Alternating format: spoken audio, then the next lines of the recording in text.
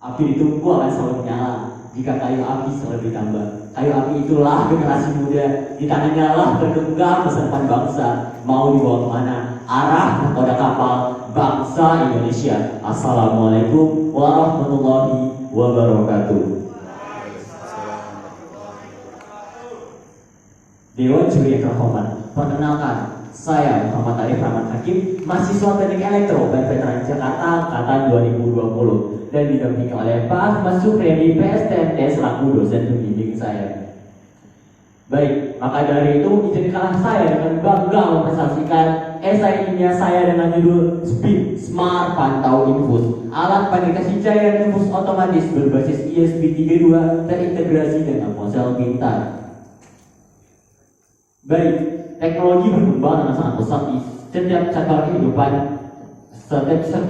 masyarakat, di mana tidak terkecuali di dalam sektor kesehatan, di mana teknologi tersebut dapat membantu para tenaga medis dalam menjalankan tugasnya. Salah satunya yaitu seperti dalam proses penginfusan. Infus sendiri merupakan proses memasukkan cairan ke dalam tubuh pasien karena pasien tersebut tidak dapat minum obat secara langsung melalui mulut. Maka itulah dilakukan proses penginfusan. Nah, di sini seperti yang dikabarkan oleh oknews.com, diduga akibat perawat lalai bayi 4 hari tewas. Lalu ada juga yang diberitakan oleh republika.com, Republika itu diduga perawat lalai karena main handphone pasien meninggal dunia. Nah, lalu dari SPIN ini kami memberikan solusi, yaitu yang pertama, SPIN dapat mempermudah perawat dalam pemantauan pasien. Lalu yang kedua, dapat mempermudah mendeteksi jumlah data infus per menit. Lalu yang ketiga, dapat mempermudah itu mengetahui berapa sih volume infus yang ada pada tabung infus tersebut. Lalu yang terakhir, dapat meminimalisir kasus telat penggantian infus karena informasi infus tersebut akan dikirimkan kepada ponsel pintar milik perawat dan juga ada alarm di tempat infus tersebut.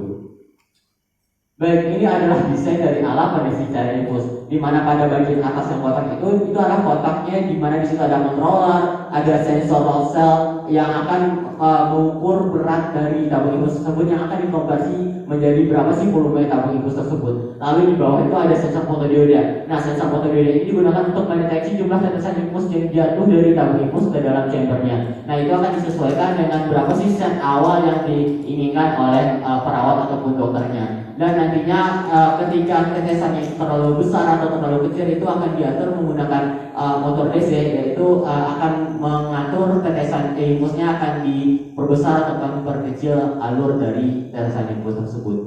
Ini informasinya akan dikirimkan melalui aplikasi pada ponsel pintar.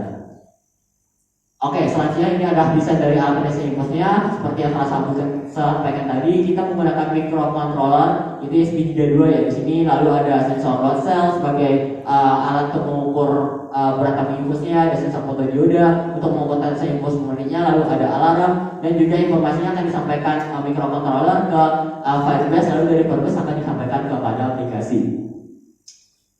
Oke, ini adalah komponen yang digunakan dalam SPIN atau Smart Pantau Infus ini, di mana ada controller, ada sensor fotodioda, sensor H211, ada stepper motor, lalu ada sensor TCS 230. Nah, sensor ini itu digunakan untuk mendeteksi warna ya. Jadi sensor ini digunakan di dekat lengan dari pasiennya karena untuk mendeteksi adakah darah yang keluar dari tubuh ke dalam selang infus. Jadi kalau ada darah yang keluar maka akan di stop gitu, akan memberikan informasi kepada perawatnya. Oke, selanjutnya ini adalah aplikasi dari Smart Pantau Infus ini. Selamat menyaksikan. Nah, ini adalah tampilan awal dari aplikasi Smart Pantau Infus. Di sini perawatnya akan login terlebih dahulu menggunakan Gmail ataupun akun yang telah terdaftar di rumah sakit tersebut. Oke, ini adalah dashboardnya, di mana ada beberapa kamar dan di rumah sakitnya bisa disesuaikan dengan keinginannya. Ini ada kamar 01, 02, 03 maupun 04. Nah, di sini ketika kita klik ini total kamar 003, maka akan tampil berapa sih pasien yang ada di dalam kamar tersebut. Misalnya ini ada pasien 001, 002 maupun 003. Nah, selanjutnya ketika diklik akan tampil informasi tanggal, terus berapa tetesan infus per menitnya, berapa estimasi waktu habisnya, dan juga berapa berat dari tabung infus tersebut.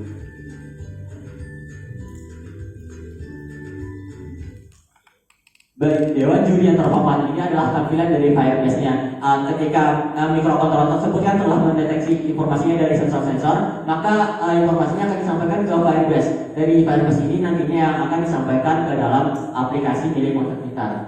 Oke, ini ada codingannya. Ini adalah codingan yang sebelah kiri ada codingan untuk alatnya, itu codingan dari microcontroller. Sedangkan yang sebelah kanan itu ada codingan untuk pembuatan dari aplikasi. Oke, untuk pembuatan alat sendiri didapatkan pengiriman informasi ya dari microcontroller ke komputer itu kurang lebih 1-2 detik, itu tergantung dengan koneksi dari rumah sakit yang ada pada rumah sakit tersebut. Lalu untuk jenis keadaannya di sini saya menetapkan untuk batas bawahnya itu sebesar 50 ml. Jadi kalau sudah di bawah 50 ml itu akan memberikan informasi peringatan kepada perawatnya agar perawat tersebut bisa segera ataupun mengetahui pasien tersebut akan habis gitu infusnya. Lalu ketika ada kejanggalan informasinya juga akan disampaikan ke perawat melalui ponsel pintar dan juga alarm pada infus tersebut. Ini adalah gambaran dari alatnya yang bawah. Oke, baik. Dengan adanya spin ini diharapkan dapat mempermudah perawat dalam melakukan pekerjaannya, lalu dapat meningkatkan pelayanan yang dilakukan oleh petugas masjid atau tugas rumah sakit di dalam rumah sakit tersebut, lalu dapat memberikan pelayanan terbaik kepada pasien, dan yang terakhir dapat menentukan di mana sih letak perawat atau pasien yang sedang yang habis infusnya ataupun yang bermasalah infusnya bisa diketahui dengan adanya spin atau smart atau infus ini. Baik, ini adalah daftar pustaka yang digunakan dalam menunjang karya tulis ilmiah ini. Baik, mengorek ikan disebut bakmi, digoreng terpisah, jangan sekaligus. Cukup sekian presentasi dari kami, semoga mendapatkan nilai yang bagus. Wassalamualaikum warahmatullahi wabarakatuh. Waalaikumsalam warahmatullahi wabarakatuh. Ya, Arif. Ya, Pak. Ini idenya itu ada yang melatar belakangi yang spesifik ininya. Kenapa harus sterile infus yang harus pasangin sensor? Oke, mungkin untuk spesifiknya sendiri itu keluarga mungkin dari paman ya Pak, itu kan dari rumah sakit juga, terus tante juga dari rumah sakit. Nah itu proses penginfusannya itu kan ada kayak masih belum komplit lagi gitu, bisa ditingkatkan dengan ilmu yang kita pelajari di teknik itu kan bisa untuk dikembangkan di dalam rumah sakit tersebut. Nah makanya dari itu saya mengembangkan alat ini agar dapat meningkatkan teknologi di dalam kesehatan seperti itu Bapak. Jadi artinya itu data itu dari informasi gini keluarga dekat yang Iya, di rumah sakit gitu ya.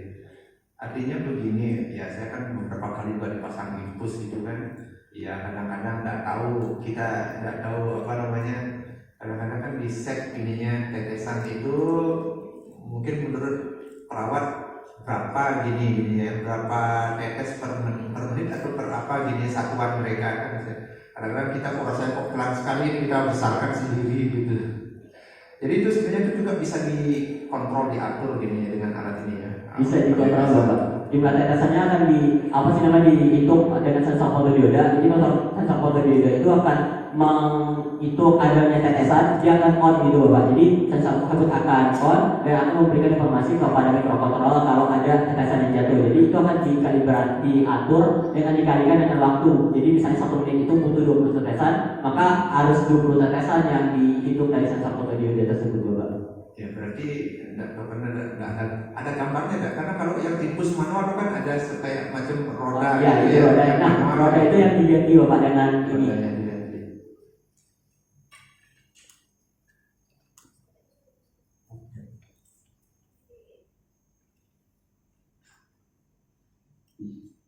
Nah ini rodanya diganti dengan motor yang ada pada yang sebelah nomor yang paling bawah itu Bapak. Jadi selangnya akan ada yang menekan ini. Jadi untuk kalau tetesannya diperkecil, jadi selangnya ditekan di apa sih namanya, dikeraskan. Seperti itu ya. Iya. Jadi saya artinya saya terpikir banyak alat di atas ada gitu tuh yang untuk. Berarti di gininya tuh ada juga ya. Ada di bawah juga Pak. Jadi di atas ada, di bawah ada, terus di lengan pasien juga ada alat sensor semua gitu. Siap, jadi Bapak. komplit semua sensor bisa terpasang ya, jadi aman gini ya. Bisa Insya Allah, dipantau aman. semua gitu. Ya mudah-mudahan nanti ini bisa dikembangkan terus, dan ini sudah di apa istilahnya dibuat gini prototipe alatnya sudah dibuat sih Bapak, yang seperti yang gambar di bawah tadi. Kita coba apa sih namanya menguji juga, tapi belum terlalu konkret ya Bapak. Ini kan akan dikembangkan insya Allah ini dari skripsi saya juga Bapak di Konservasi Jakarta seperti itu. mudah-mudahan bisa dikembangkan dan memang mudah-mudahan kemudian menjadi dilirik oleh dinas kesehatan itu menjadi apa semacam peralatan standar nanti untuk gini pelayanan di rumah sakit gitu ya. Kalau ini sudah diuji coba dan ya sudah mungkin apalah pengurusan izin segala macam dari kinerjanya sudah oke gitu. Ya memang ya bagi kita yang orang sakit kadang-kadang yang saya rasakan udah dipasangin infus gitu ya memang apa sangat butuh bantuan orang medis gitu untuk menangani ini. Artinya kalau bisa secara perangkat gitu ya, yaitu bisa ngatur gitu kan kita sudah tidak usah mikir kapan harus nunggu gini diganti infusnya begini kan mereka sudah ada informasi langsung dari gininya ya. Kita pasien ya tenang istirahat aja infusnya. Karena saya pribadi gitu dulu infus sering bangun terbangun melihat ini habis pada infusnya gitu. Karena kan manual soalnya gitu. Apalagi kemarin pas COVID itu kan saya sering manggil home care di rumah di infus itu udah berani ke rumah sakit. Jadi artinya was-was gitu sering infus itu apa habis atau enggak. Kalau sudah habis juga harus manggil begininya petugas lagi dari rumah sakit ke rumah. Mungkin kalau ini dikembangkan bagi pasien mandiri yang di rumah mungkin bisa lebih tenang untuk ini kan karena sudah terintegrasi atau sudah terkoneksi dengan pihak ini. Dengan alarmnya bunyi gitu akan datang petugasnya gitu ya. Alarm berbunyi pada posisi berapa gininya infus? Kalau untuk kondisi normal itu alarm berbunyi pada saat di bawah 50 mili Bapak. Jadi kalau cairan tabungnya itu sudah di bawah 50 mili maka akan diinformasikan kepada perawatnya.